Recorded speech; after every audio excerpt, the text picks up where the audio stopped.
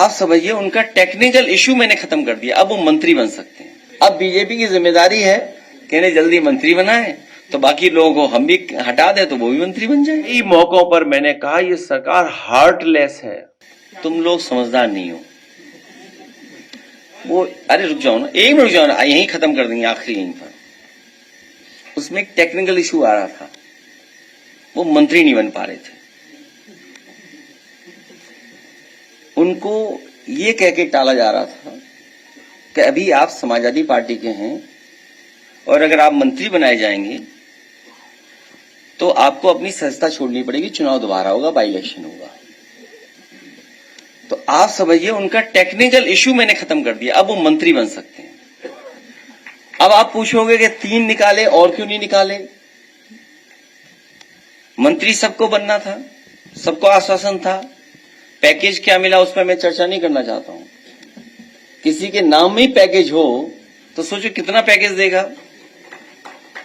सेठ, जो सेठ हो उस पर कुछ भी हो सकता है, तो पैकेज नाम में ही पैकेज है तो सोचो कितना बड़ा पैकेज मिल सकता है किसी को। तो जो टेक्निकल इश्यू था वो रिजॉल्व किया है कि अब मंत्री बन सकते हैं। जब ये 3 मंत्री बन जाएंगे तो बाकियों का भी टेक्निकल वो हम रिजॉल्व कर देंगे। तो ये मंत्री बनने के लिए मैंने उन्हें पार्टी से निकाला है, हम सबने तय करके। हमारी राय है, सब लोगों की राय बनी कि इन्हें मंत्री बनने दिया जाए, इसलिए हम लोगों ने निकाल दिया। अब बीजेपी की जिम्मेदारी है कि इन्हें जल्दी मंत्री बनाए, तो बाकी लोगों को हम भी हटा दे तो वो भी मंत्री बन जाए। आप समझ गए टेक्निकल? धन्यवाद। हैं? क्या चीज? अरे हमारा घर ही धो दिया था गंगा जल से,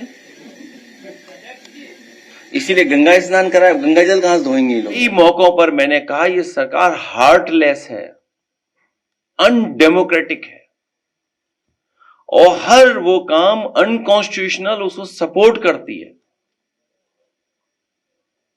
बाबा साहब भीमराव अम्बेडकर जी का संविधान, उसकी प्रस्तावना,